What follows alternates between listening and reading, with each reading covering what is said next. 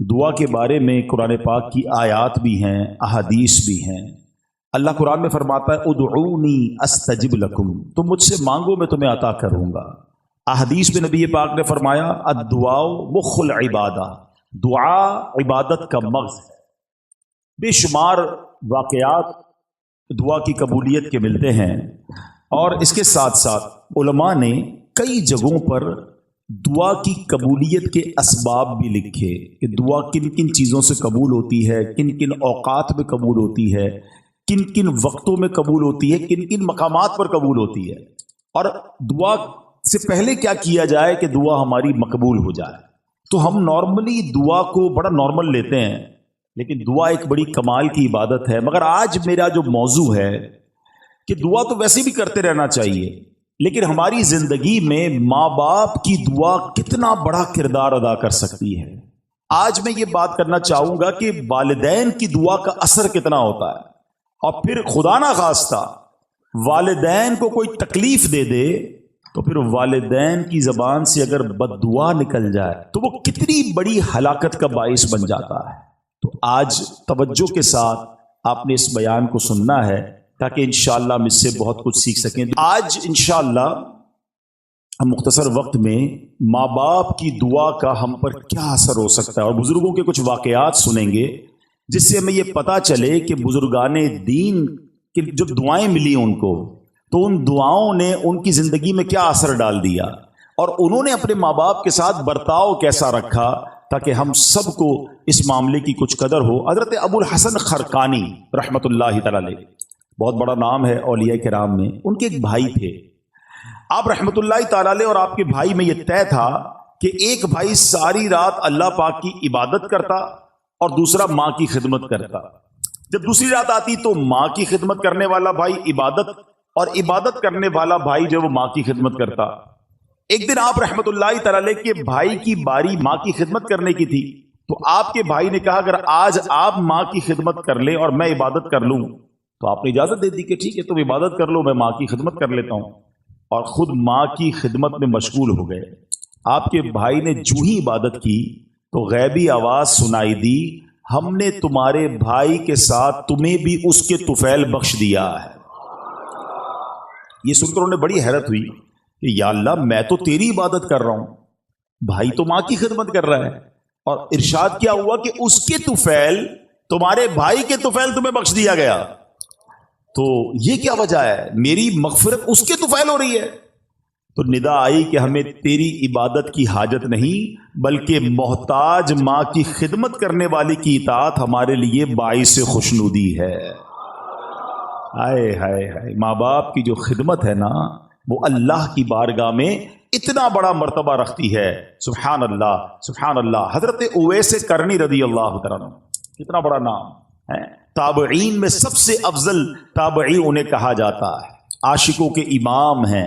سنو، ایک رات آپ کی والدہ آرام کر رہی تھی، محو خواب تھی، نیند میں تھی، آنکھ کھلی تو آواز دے کر کہا اویس پانی پلا دو۔ سیدنا اویس کرنی اٹھے اور گھر کے مٹکے میں پانی نہ تھا، مٹکا اٹھایا، اندھیری رات میں ٹھوکرے کھاتے کھاتے ٹکراتے ٹکراتے کنویں تک پہنچے۔ ماں بستر پر ہے، آپ مٹکا اٹھا کے کنویں کی تلاش میں ہیں۔ رات کو پانی بھرا، کٹورے میں پانی لے کر ماں کے قریب آئے تو اتنی دیر میں ماں پھر نیند میں جا چکی تھی۔ ہم جیسا بندہ ہوتا تو پہلے تو باہر جاتا نہ جاتا، آتا تو سائڈ پہ رکھ دیتا گلاس کہ ماں اٹھیں گی جب پی لیں گی، مگر یہ ویسے کرنی تھے، ماں کے سرہانے کھڑے ہو گئے اور رات گزار دی۔ صبح ہوئی، جب والدہ کی آنکھ کھلی تو دیکھا حضرت اویس کرنی ماں کے سرہانے پانی کا پیالہ لے کر کھڑے ہوئے۔ کہا لختے جگر یہ تم کیوں کھڑے ہو، ساری رات کھڑے رہے؟ کما اس لیے کھڑا رہا کہ رات کسی وقت آپ کی آنکھ کھل جاتی، آپ کو پانی آپ نے مانگا تھا، میں پانی آپ کو پیش کرتا۔ اللہ اکبر۔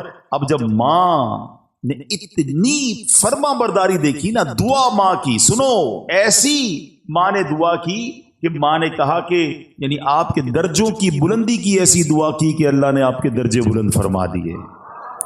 ہائے ہائے ہائے، دیکھو نا حضرت اویس کرنی کا پھر نام کیسا ہو گیا۔ ایک اور بڑا نام حضرت بایزید بستامی رحمۃ اللہ تعالی علیہ، یہ بڑے بڑے نام والوں کا انداز دیکھو اپنے ماں باپ کے ساتھ کیسا تھا۔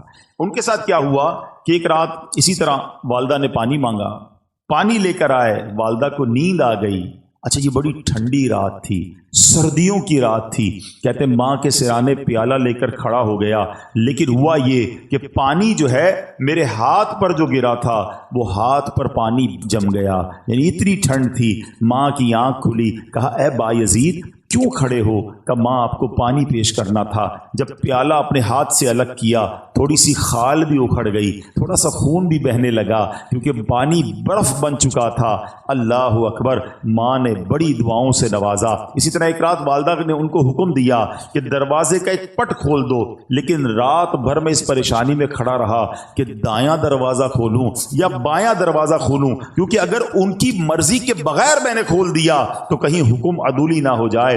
ایک مرتبہ بایزید بستامی کی والدہ محترمہ نے آپ کو مکتب بھیجا، سورہ لقمان پڑھتے پڑھتے جب اس آیت پر پہنچے انشکر لی ولی والدیک، اللہ اکبر، اس کا معنی پتہ کیا ہے؟ اس کا معنی بنتا ہے یہ کہ حق مان میرا اور اپنے ماں باپ کا۔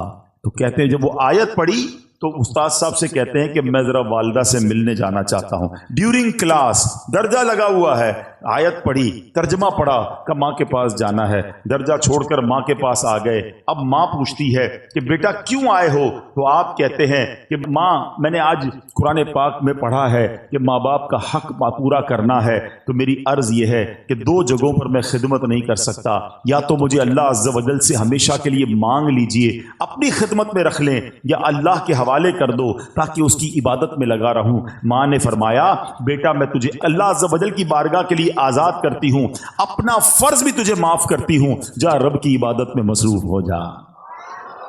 یہ ماں کی خدمت تھی جس نے حضرت بایزید کو بایزید بستامی بنا دیا، اور وہ ماں بھی کیسی تھی جس نے اپنے حق معاف کیے اور بیٹے کو دین کے لیے وقف کر دیا۔ غوث اعظم رضی اللہ تعالیٰ عنہ، پیران پیر شیخ عبد القادر جیلانی بھی تو جیلان سے بغداد جانا چاہتے تھے۔ ماں سے کہا کہ ماں میں نے علم دین سیکھنے کے لیے بغداد جانا ہے۔ اچھا یہ آج کل جو ٹریول ہے نا، اب تو ٹریول بہت آسان ہے، بندہ صبح کہیں ہوتا ہے شام کہیں ہوتا ہے، پہلے ایسا نہیں ہوتا تھا۔ پہلے ٹریول بڑا مشکل، بیچ میں بڑا جناب ڈاکو آتے تھے، گھاٹیاں آتی تھیں، بلکہ آپ زیادہ دور نہ جائیں۔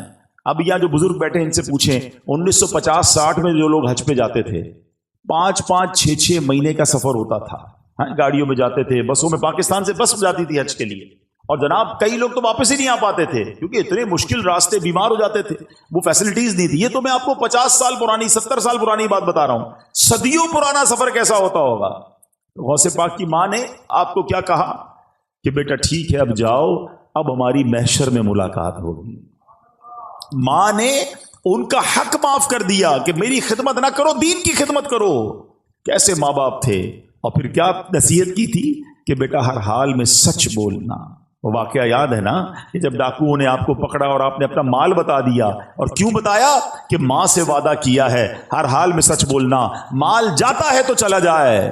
وہ ڈاکوؤں کا سردار رونے لگا کہ تم ماں سے کیے ہوئے وعدے کو پورا کر رہے ہو، میں بھی اپنے ویب سے کتنے وعدے کیے، میں کیوں پورے نہیں کرتا؟ پورے ڈاکوؤں نے توبہ کر لی اور مال بھی واپس لوٹا دیا۔ مگر یہ ماں باپ کی خدمتیں تھیں، یہ ماں باپ کی دعائیں تھیں۔ میں تحدیث نعمت کے لیے اپنے والدین کی ایک بات یہاں عرض کر دیتا ہوں، شاید اور والدین کو اس میں ترغیب ملے کہ الحمدللہ میرے دونوں یعنی امی ابو دونوں نے مجھے بہت پہلے کہہ دیا تھا کہ ہم نے آپ کو اپنا حق معاف کر دیا ہے، آپ جائیے دین کا کام کیجئے۔ کیونکہ میں بہت زیادہ ان کے پاس نہیں بیٹھ پاتا تھا، ٹریول کافی ہوتا تھا، سفر کافی ہوتا تھا، لیکن میں کبھی کبھی ان سے کہتا تھا کہ میں آپ کی اتنی خدمت نہیں کر پاتا، تو انہوں نے یہی کہا کہ ہم نے آپ کو اپنا حق معاف کیا، آپ دین کی خدمت کیجئے۔ تو اے میرے پیارے اسلامی بھائیوں، جہاں بچوں کو یہ حکم دیا جا رہا ہے کہ والدین کا ادب کریں، ان کی دعائیں لیں، لیکن اگر ماں باپ دیکھیں نا کہ بیٹا اگر دین کی طرف جا رہا ہے، اگر دین کا بڑا کام کر رہا ہے تو انہیں سپورٹ کرنا چاہیے۔ ہم نے ایسا بھی دیکھا کہ کوئی بچہ عالم بننا چاہتا ہے، حافظ بننا چاہتا ہے، دین کا کام کرنا چاہتا ہے، والدین اس کا الٹا دل توڑ رہے ہوتے ہیں، سختی کر رہے ہوتے ہیں، نہیں نہیں تمہیں دیندار نہیں بننا ہے۔ اور ہم نے دیکھا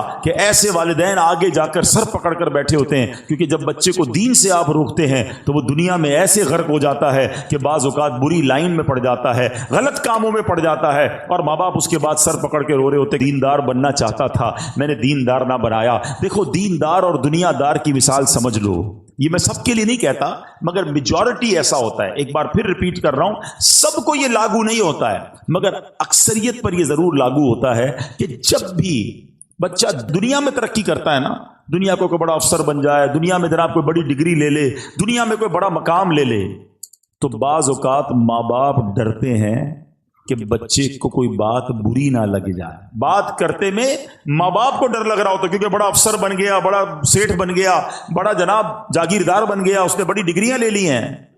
یہ ہے دنیا دار کی ترقی کا نتیجہ۔ اور اگر بیٹا دین میں ترقی کر جائے نا، عالم بن جائے، مفتی بن جائے، دین کا مبلغ بن جائے، تو اکثریت یہ ہوتی ہے کہ بچہ ڈرتا ہے کہ ماں باپ کو برا نہ لگ جائے۔ فرق ہے نا، وہ اتنا بڑا مفتی بھی ہوگا کیونکہ اس نے قرآن پڑھا ہے، اس نے حدیث پڑھی ہے کہ ماں باپ راضی ہیں تو رب راضی ہے، ماں باپ ناراض ہیں تو رب بھی ناراض ہو جائے گا، تو اس کو ماں باپ کی رضا کی فکر ہو جاتی ہے۔ تو کبھی اپنے بچوں کو دینداری سے دور نہ کریں۔ اتنے بڑے بڑے علماء کرام، اتنے بڑے بڑے مفتیان کرام، میں نے پہلے بھی یہ واقعہ کئی بار بیان کیا، حضرت امام اعظم ابو حنیفہ، آپ کروڑوں حنفیوں کے پیشوا ہیں اور وقت کے امام، اس زمانے میں بھی آپ کے علم کا شہرا تھا۔ آپ کی والدہ جو تھی وہ کسی مسجد کے امام صاحب کی باتیں بڑی شوق سے سنتی تھی، تو ہوا یہ کہ ایک بار ان کی والدہ نے کہا کہ جاؤ قاضی ذرا سے جو ہے نا وہ میرے لیے سوال پوچھ کے آؤ۔ امام اعظم خود وقت کے امام ہیں، وہ آپ کہہ سکتے تھے ماں تم مجھے کہہ رہی ہو کہ میں ایک مسجد کے امام سے مسئلہ پوچھ کے آؤں، میں خود سب سے بڑا مفتی ہوں، لوگ میرے اتنے بڑے بڑے تو میرے شاگرد ہیں۔ مگر ماں کا حکم تھا نا، ماں کو یہ نہیں کہا میں بڑا ہو گیا ہوں، ماں کو یہ نہیں کہا میرا مرتبہ بڑا ہو گیا ہے، ماں کا حکم تھا مسجد کے امام صاحب کے پاس پہنچ گئے۔ امام اعظم ابو حنیفہ کہتے ہیں میری ماں نے یہ مسئلہ پوچھا، حضور جواب دیجئے۔ وہ امام صاحب کہتے ہیں حضور کیوں شرمندہ کر رہے ہیں، آپ وقت کے امام ہیں، آپ کو میں جواب دوں گا۔ کہا میری ماں نے تم سے پوچھنے کو کہا ہے۔ کہا اچھا ایسا کریں جواب آپ لکھ دیں، دستخط میں کر دیتا ہوں۔ جواب امام اعظم نے لکھا، دستخط امام صاحب نے کیا، ماں کو لے کر آئے کہ ماں یہ جواب دیا امام صاحب نے۔ کہا ٹھیک ہے۔ تھوڑے دنوں بعد ماں کہتی ہے اب میں خود جاؤں گی سوال پوچھنے کے لیے۔ اب امام اعظم نے کیا کیا، ماں سے بحث نہیں کی، ماں سے لڑائی نہیں کی، میں اتنا بڑا مفتی، اتنا بڑا امام، تم چل کر وہاں تک جاؤ گی، اتنا سفر ہم کریں گے، مجھ سے مسئلہ پوچھ لو۔ ادب، دیکھو یہ ہے فرق۔ دین میں ترقی کی تھی نا تو ادب میں بھی ترقی تھی، تعظیم میں بھی ترقی تھی۔ ماں کو سواری پر بٹھایا اور کوفہ کی گلیوں میں لوگوں نے دیکھا کہ وقت کا امام ماں کی سواری کی رسی پکڑ کر مسجد کے امام کے پاس مسئلہ پوچھنے جا رہا ہے۔ آپ ادب سے باہر کھڑے ہو گئے مسجد کے، ماں اندر جاتی ہے، مسئلہ پوچھتی ہے، ماں واپس آتی ہے، امام اعظم رسی پکڑ کر واپس لے کر آتے ہیں۔ اے میرے پیارے اسلامی بھائیوں، اس واقعے سے شاندار درس یہ ہے، آج ہم میں کوئی مالدار بن جائے، کوئی جناب افسر بن جائے، کوئی جناب کسی علاقے کا کونسلر، ایم این اے، ایم پی اے یا ویسے ہی مشہور ہو جائے، دیندار لوگوں سے بھی بات کر رہا ہوں، اگر تمہارے کچھ چاہنے والے بن گئے، کچھ فالوور بن گئے، کبھی اپنے ماں باپ کو یہ مت کہنا میں بڑا ہو گیا ہوں، میں بڑا آدمی ہو گیا ہوں، میرے سے اس طرح بات نہ کرو، میرے پاس ٹائم نہیں ہے، میں کچھ بھی ہو جاؤں اپنے ماں باپ کا بچہ ہی ہوں۔ ہاں، ان کی ویل چیئر چلانے کا جو مزہ ہے نا، ان کے پیر دبانے کا جو لطف ہے اور ان کے لیے کوئی خدمت کرنے کا جو لطف ہے وہ اٹھایا کرو۔ اپنے آپ کو بڑا ماں باپ کے سامنے مت سمجھنا۔ جنہوں نے اپنے ماں باپ کے آگے اپنے آپ کو جھکایا، اپنے ماں باپ کی تعظیم کی، اللہ نے ان کے ناموں کو بلند کر دیا۔ ہاں، ادھر اونچا سر کرو گے تو دنیا میں ذلیل ہو جاؤ گے، ادھر سر جھکا دو گے، تعظیم کرو گے، دعا لگ گئی تو بیڑا پار ہو جائے گا۔ ہاں، حضرت محدث اعظم پاکستان مولانا سردار صاحب، کتنا بڑا نام ہے، بڑے بڑے علماء ان کے شاگرد ہیں۔ آپ کو پتا ہے آپ کی والدہ آپ کو کیا دعا دیتی تھی؟ ان کا نام سردار تھا، کہ میرے بیٹے کو اللہ دین میں سردار بنا دے۔ ماں کی دعا لگی، اب محدث اعظم پاکستان بن گئے۔ یہ ہے ماں کی دعا کا صلہ۔ اے میرے پیارے اسلامی بھائیوں، اور بڑے بڑے صحابہ، خود نبی پاک علیہ الصلوۃ والسلام کا انداز اپنے والدین، صرف والدین نہیں، ماں باپ کے جو دوست ہوتے ہیں، ماں باپ کا انتقال ہو جائے نا تو فیملی میں، اب ہمارے یہاں پرابلم کیا ہے، جب ماں باپ کا انتقال ہوا اب ماں باپ کے دوستوں سے، رشتہ داروں سے رشتہ ہی ختم۔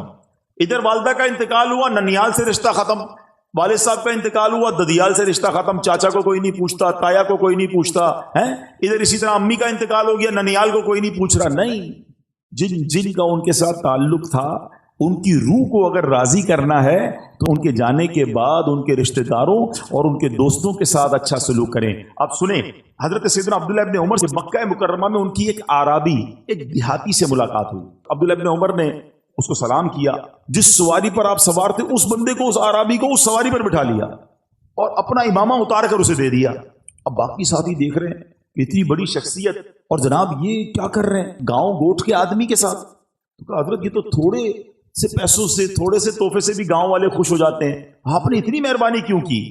آپ نے فرمایا کہ اس کا باپ جو ہے نا میرے والد سیدنا عمر بن خطاب، حضرت عمر کے بیٹے تھے نا حضرت عبداللہ ابن عمر، کہتے اس کا جو والد تھا نا وہ میرے والد حضرت عمر کا دوست تھا. میں نے اللہ کے رسول کو فرماتے ہوئے سنا ہے کہ بہتر بھلائیوں میں سے ہے کہ بیٹا اپنے باپ کو ساتھ محبت رکھنے والوں سے بھی صلہ رحمی کرے. یعنی جو آپ کے والد کے ساتھ اچھا سلوک کرے نا، اب وہ چلے گئے والد صاحب دنیا سے، اب ان کے ساتھ اچھا سلوک کرے. آپ کو معلوم ہے نبی پاک علیہ الصلوۃ والسلام بی بی خدیجۃ الکبریٰ رضی اللہ تعالی عنہا کی جو سہیلیاں تھیں نا ان کو بھی تحفے بھجوایا کرتے تھے، حالانکہ ان کا وصال ہو گیا تھا.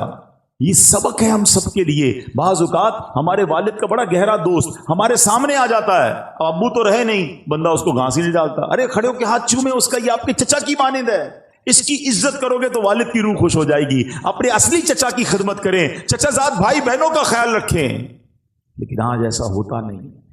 اے میرے پیارے اسلامی بھائیوں، اگر آپ آخرت میں ترقی چاہتے ہو ماں باپ کی دعائیں ضرور لینا، یہ دعائیں پار لگا دیتی ہیں. سنو پیارے آقا علیہ الصلوۃ والسلام کا انداز کیا تھا. ایک بار نبی پاک علیہ الصلوۃ والسلام کو حضرت ابو طفیل رضی اللہ عنہ فرماتے ہیں کہ ہم نے نبی پاک علیہ الصلوۃ والسلام کو دیکھا کہ آپ مقام جعرانہ میں، جو ماشاءاللہ بڑا عمرہ کرنے گئے ان کو پتہ ہے جگہ، کہ وہاں وہ گوشت تقسیم فرما رہے تھے. میں اس وقت چھوٹا تھا اور اونٹ کی اڈی اٹھائے ہوئے تھا کہ ایک عورت سامنے سے آئی، حتیٰ کہ وہ نبی پاک کے قریب پہنچی تو پیارے آقا نے اپنی چادر مبارک بچھا دی جس پر وہ بیٹھی. جب وہ چلی گئی تو میں نے کہا یہ کون تھی؟ صحابہ کرام نے فرمایا یہ نبی پاک علیہ الصلوۃ والسلام کی رضائی والدہ تھی. حضرت ملا علی قاری فرماتے ہیں یہ حلیمہ سعدیہ تھی.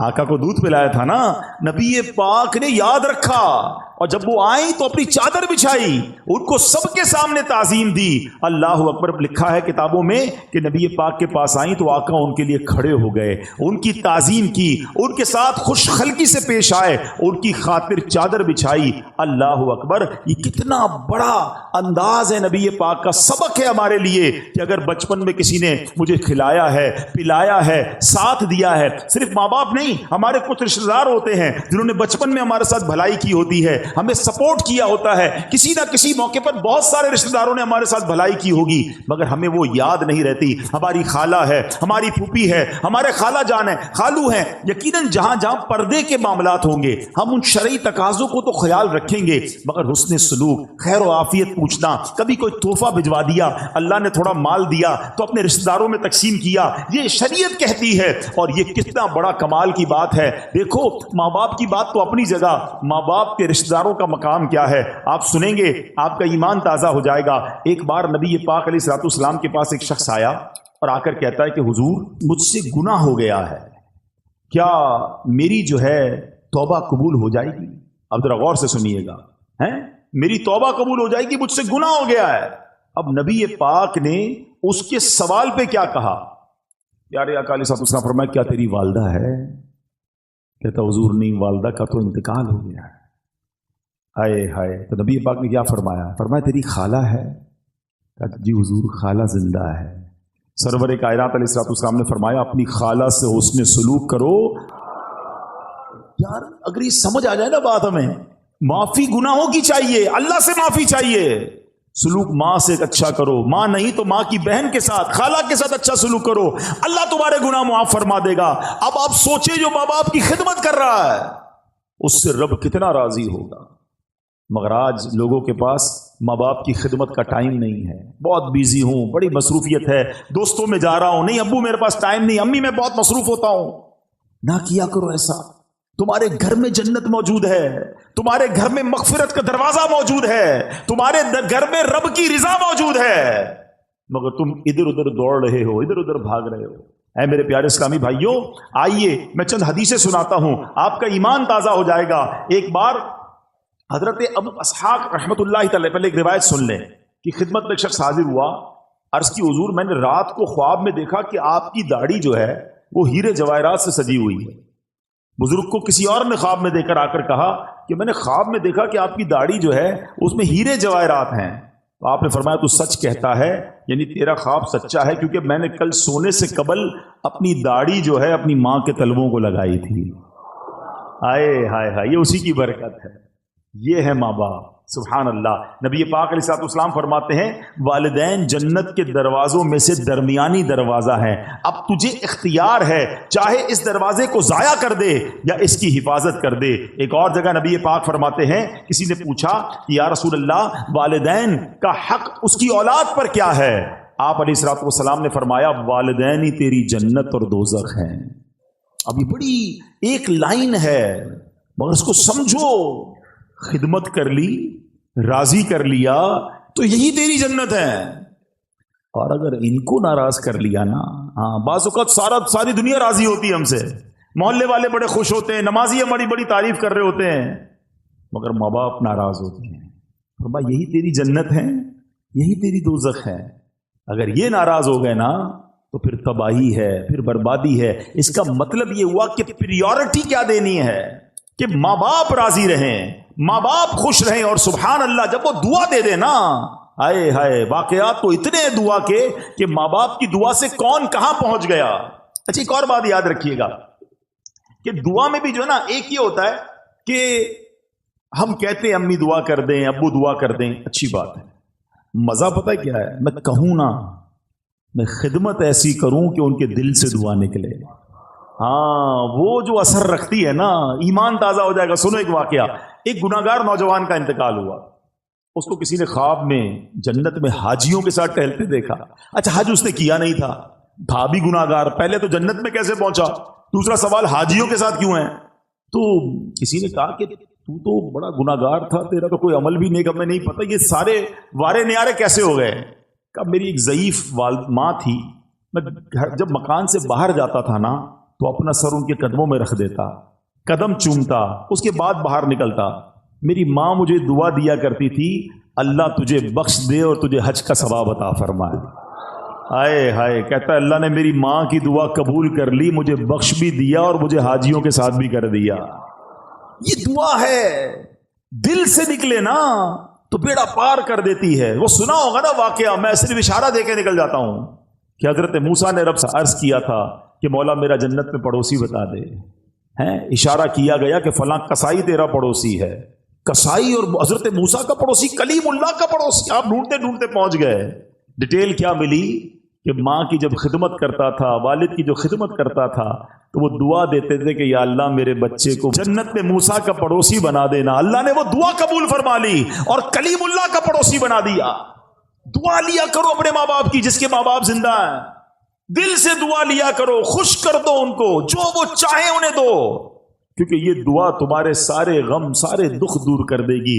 سنو امام بخاری کو کون نہیں جانتا؟ ہم سب امام بخاری کا بڑا تذکرہ سنتے ہیں، وقت کے امام بخاری شریف جنہوں نے لکھی۔ امام بخاری کی بچپن میں آنکھیں ہی چلی گئی تھی، اب نابینا ہو گئے۔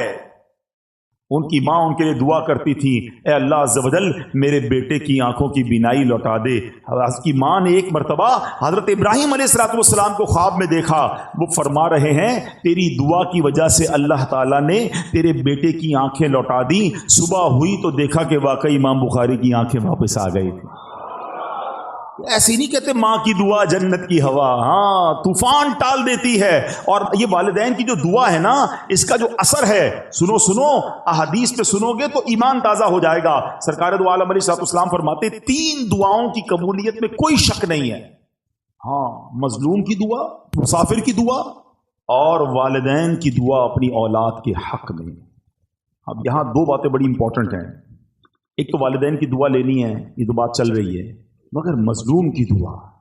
مظلوم نارملی اپنے خلاف ظلم ہونے والے پر دعا کرتا ہے، ہاں کبھی کسی پر ظلم نہ کر دینا، اگر اس نے ہاتھ اٹھا لیے نا تو پھر بربادی مقدر ہے۔ بندہ بعض اوقات کہتا ہے کہ یار میرا کوئی کچھ نہیں بگاڑ سکتا، میرا بڑا پاور ہے، میرے سامنے کون بول سکتا ہے، جو کرنا ہے کر لو. اس طرح بھی کہتے لوگ. یہ مت سمجھو کہ وہ کچھ نہیں کر سکتا. ہاں پنجاب میں گیا پچھلے دنوں، ایک جملہ سنا تو کوئی لرزہ آ گیا. اس کے بعد وہ لوگ کہتے ہیں مضبوط یا طاقتور آدمی سے مت ڈرو، ماڑے آدمی سے ڈرو. ماڑا پنجاب میں کہتے ہیں کمزور آدمی سے. میں نے پوچھا یار یہ کیوں کہتے ہیں؟ کہ جب کمزور آدمی ہاتھ اٹھاتا ہے نا تو یہ دعا عرش تک جاتی ہے. مظلوم جب اللہ کی بارگاہ میں فریاد کرتا ہے، یہ حدیث سنائی نا میں نے آپ کو، اس کی دعا نہیں رکتی. پھر قدرت کی طرف سے جب پکڑ آتی ہے نا ظالم کی تو وہ برباد ہو جاتا ہے. میں آپ کو ویسے زندگی میں ایک مشورہ دیتا ہوں، کبھی کبھی آپ کو ایسا فیل ہونا کہ یار کاروبار اچھا خاصا چل رہا تھا، ڈسٹرب ہو رہا ہے، صحت بالکل ٹھیک تھی، گڑبڑ ہو رہی ہے، فیملی میں سب محبتیں تھیں، اب لڑائی جھگڑے شروع ہو گئے، کچھ چیزیں ڈسٹرب ہونے لگے نا، تو چیک کرنا کسی کی بد دعا تو نہیں لے لی ہے، کسی کی ہائے تو نہیں لے لی، کسی کا دل تو نہیں توڑ دیا. زندگی میں دل نہ توڑنا، دعائیں لینے والے بننا، ہائے لینے والے مت بننا، کیونکہ مظلوم نے اگر ہاتھ اٹھا لیا نا تو بیڑا غرق ہو جانا ہے. ایک اور حدیث سنیں، سرور کائنات علیہ الصلوۃ والسلام فرماتے ہیں 3 دعاؤں کی قبولیت میں کوئی شک نہیں ہے: مظلوم کی دعا، مسافر کی دعا، اور والد کی دعا اپنی اولاد کے حق میں. ہاں باپ کی دعا، یہاں خاص والد کا ذکر کیا. یہاں میں ایک اور مشورہ بھی دینا چاہوں گا. جتنے ماں باپ یہاں بیٹھے ہیں نا، اپنے بچوں کے لیے ضرور دعا کیا کریں. ہاں آپ کی دعا ان کے لیے مقبول ہے. اچھا بعض اوقات ہمارا بچہ دل دکھا دیتا ہے، یا بچہ جو ہے وہ پسند نہیں آ رہا ہوتا، بات نہیں مانتا. ہم تو ماں باپ ہیں نا. جب اللہ نے ہمیں یہ مقام، اللہ کے حبیب علیہ الصلوۃ والسلام نے حدیث میں یہ مقام عطا کر دیا کہ ماں باپ کی دعا بچوں کے حق میں قبول ہوتی ہے، اب اللہ سے مانگو نا کہ اللہ اس کو نیک بنا دے، پرہیزگار بنا دے، میرا بھی فرما بردار کر دے، اپنا بھی فرما بردار کر دے، تاکہ اس بچے کا بیڑا پار ہو جائے. بدقسمتی یہ ہے کہ بعض اوقات کچھ ماں باپ اپنے بچوں کو بد دعائیں دیتے ہیں. اچھا بعد میں پریشان بھی خود ہی ہوتے ہیں، کیونکہ جب آپ کہہ دیں گے اور قبول ہو گیا تو پھر اس کے بعد آپ ہی پریشان ہوں گے. اب ایک واقعہ سنیے گا، دعا کی بات کمپلیٹ ہو گئی. اب میں کچھ آپ کو ماں باپ اگر بد دعا دے دیں تو اس میں کیا بیڑا غرق ہو جاتا ہے. اچھا بعض اوقات گناہگار مقبول بارگاہ الہی ہو جاتا ہے، ولی بن جاتا ہے ماں باپ کی دعا سے. اور اگر ماں باپ بد دعا دے دیں تو اللہ کی بارگاہ کا مقبول یا نیک بندہ جو ہے نا، وہ بھی کس طرح پھنس جاتا ہے. جریج ایک شخصیت ہے، نہایت نیک اور اللہ عز و جل کا مقبول بندہ تھا. کبھی اللہ عز و جل اپنے پیاروں کو بھی آزمائش میں ڈالتا ہے، جیسے جریج کو آزمائش میں ڈالا. جریج کی بارگاہ الہی میں مقبولیت کا اندازہ اس بات سے لگائیے کہ آپ نے دودھ پیتے بچے کو ہاتھ لگایا، وہ بول اٹھا اور آپ کے بے گناہ ہونے کی گواہی دی. یہ تو آپ کی روشن کرامت تھی، لیکن ہوا کیا تھا؟ واقعہ کیا ہوا تھا؟ ذرا یہ سمجھیے گا. یہ حدیث پاک ہے، حضرت ابو ہریرہ رضی اللہ تعالیٰ عنہ سے روایت ہے کہ نبی پاک علیہ الصلوۃ والسلام نے فرمایا جھولے میں دودھ پیتے بچوں میں 3 لوگوں نے کلام کیا. حضرت عیسیٰ علیہ السلام، نمبر 2 جریج کے متعلق ایک بچے نے کلام کیا. آقا فرماتے ہیں کہ وہ جریج کون تھا؟ ایک عبادت گزار شخص تھا، اس نے ایک عبادت گاہ بنائی ہوئی تھی جس میں وہ رہتا تھا. ایک دن ماں اس کے پاس آئی اور اس وقت وہ نماز پڑھ رہا تھا. ماں نے کہا اے جریج، نماز کے دوران پکارا تو آپ نے کہا کہ ایک طرف میری ماں ہے، ایک طرف نماز ہے، میں کیا کروں؟ نماز جاری رکھی، ماں چلی گئی. دوبارہ اگلے دن ماں آئی، پھر نماز پڑھ رہا تھا. ماں نے پکارا اے جریج، پوچھا، سوچا ایک طرف تو اللہ کی نماز ہے، پروردگار کی عبادت ہے، دوسری طرف ماں ہے. نماز جاری رکھی، ماں کا دل ٹوٹا، ماں نے اسے بد دعا دی. ماں نے کہا کہ اے اللہ اس کو اس وقت تک موت نہ دینا جب تک کسی بری عورت کا یہ سامنا نہ کر لے. اب کیا ہوا؟ تو بنی اسرائیل کے لوگ آپس میں جریج کی عبادت کا بڑا ذکر کرتے تھے. ایک بد کردار حسین و جمیل عورت جو بری عورت تھی، اس نے بنی اسرائیل سے کہا اگر تم کہو تو میں اس کو اپنے فطرے میں پھنسا لیتی. پھر وہ عورت جریج کے پاس آئی، جریج نے اس کی طرف کوئی توجہ نہیں دی. وہ عورت اس چرواہے کے پاس آئی جو جریج کی عبادت کے پاس ہی رہتا تھا. اس بدبخت نے اس عورت کے ساتھ غلط کام کیا. اب اس عورت کے یہاں جب بچہ ہوا تو یہ جا کر اس نے الزام لگایا کہ یہ بچہ جریج کا ہے. لوگ جریج کی عبادت گاہ پر گئے اور اس کو نکالا، مارنا پیٹنا شروع کر دیا کہ تو بڑی عبادت گزار بنتا تھا، یہ تجھ پر اتنا بڑا الزام. اب جریج نے کہا مسئلہ کیا ہے؟ کہا یہ عورت کہتی تو نے غلط کام کیا، یہ بچہ تیرا ہے. जुरैज ने कहा पहले मुझे ठहरो नमाज पढ़ने दो। 2 रकत नमाज पढ़ी और बच्चे के पास आया, उसके पेट में उंगली चुबो कर दरियाफ्त किया, ए लड़के तुम्हारा बाप कौन है? उसने कहा ये चरवाहा मेरा बाप है। लोगों ने आगे बढ़कर अब जुरैज को बोसा दिया, माफी मांगी, बोले हम आपको सोने की एक इबादतगाह तामीर कर देते हैं। जुरैज ने जवाब दिया नहीं, तुम दोबारा मिट्टी से ही तामीर कर दो, जैसे पहले मेरी इबादतगाह थी वैसा ही बना दो। नबी पाक ने वाकया सुनाया। बातें सीखने को क्या मिली कि माँ का दिल दुखाया तो आजमाइश आई ना। जो माँ ने कहा ऐसा हुआ। ये तो ठीक है कि अल्लाह पाक ने इसको आजमाइश से निकाल दिया, लेकिन माँ बाप का दिल कभी नहीं दुखाना। हाँ, कितना ही तुम्हारा बड़ा मर्तबा हुआ ना, और माँ बाप नाराज हो गए तो बहुत बड़ी मुश्किल में आ जाएंगे। इसी तरह ज़मख़शरी, ये मुअतज़िलियों का बड़ा बड़ा आलिम है, जिन्होंने किताबें पढ़ी हैं वो जानते हैं कि उसकी टांग कट गई। लोगों के पूछने से कि कैसे हुआ तो कहा ये मेरी माँ की बददुआ का नतीजा है। कहा मामला क्या है? कहा बचपन में एक चिड़िया मैंने पकड़ी थी और उसकी टांग डोरी से बांध दी, इत्तेफाक से वो मेरे हाथ से छूटकर दीवार में घुस गई। अब जब मैं उसे खींचता था तो जाहिर है उसकी टांग तो बाहर आ रही थी, चिड़िया नहीं आ रही थी। तो मैंने डोरी जोर से पकड़कर खींची तो उसकी टांग ही बाहर आ गई। चिड़िया अंदर ही रह गई, टांग उसकी बाहर आ गई। मेरी माँ ने जब ये दर्दनाक मंजर देखा तो बेसाख्ता मेरी माँ की जबान से निकला कि जिस तरह तुमने इसका पाँव काटा है अल्लाह तेरा पाँव भी काटे। हालांकि वो उस जमाने का आलिम था। वो कहता है बस मैं बुखारा के सफ़र पर गया इल्म सीखने, सफ़र के दौरान मैं गिर पड़ा, टांग पर शदीद चोट आई, टांग का जख्म ऐसा बिगड़ा कि आखिर मुझे अपनी टांग कटवाना ही पड़ी। ये याद रखना, इमाम बुखारी की आंखें आ गई माँ की दुआ से और ज़मख़शरी की टांग चली गई माँ की बददुआ से। ये समझना है, माँ बाप की दुआ कमाल का काम है, लेकिन कभी उनका दिल मत दुखाना। एक शख्स के बारे में आता है कि माँ ने आवाज़ दी, उसने जवाब नहीं दिया। माँ ने कहा तू गूंगा हो जाए, तो वो गूंगा हो गया। अच्छा, यहां अब मैं वापस उसी पॉइंट की तरफ आऊंगा। हम माँ बाप, जो मुझे माँ बाप सुन रहे हैं, बच्चों को मैं अलग समझा रहा हूं, लेकिन माँ बाप से मेरी अर्ज ये कि कभी भी बच्चा दिल दुखाए ना, बद्दुआ मत देना है। क्या पता वो कबूलियत की घड़ी हो, क्या पता वो कबूलियत का वक्त हो और आपकी जबान से निकले और वही काम आपके बेटे के साथ हो जाए। वो औरतें हमारी बहुत ज्यादा, तुझे कीड़े पड़े, तू बर्बाद हो जाए, तो खुश ना हो, बाद में आपको ही तकलीफ होगी जब बच्चे को कुछ हो गया तो बद्दुआ ना दें। और बच्चों से गुजारिश ये है कि अपने माँ बाप की खूब खिदमत करें, इनकी दुआएं लें, क्योंकि माँ बाप की दुआ तुम्हारे सारे गम दूर कर देगी। लोग बाज़ औक़ात बहुत सारे लोगों के पास दुआ के लिए जाते हैं, अगर वाकई तुम्हारे पास माँ बाप है ना, अरे उन्हीं की कदमों में बैठ जाओ। उन्होंने हाथ उठा दिए, तूफान टल जाएंगे, मुश्किलें आसान हो जाएंगी। अब आखिर में मैं प्यारे इस्लामी भाइयों, अपने बयान के इख्तिताम में मैं उन लोगों से कुछ बात कर लेता हूं कि जिनके माँ बाप चले गए। अब मसला ये, माँ बाप तो चले गए, अब तो दुआ तो ले नहीं सकते।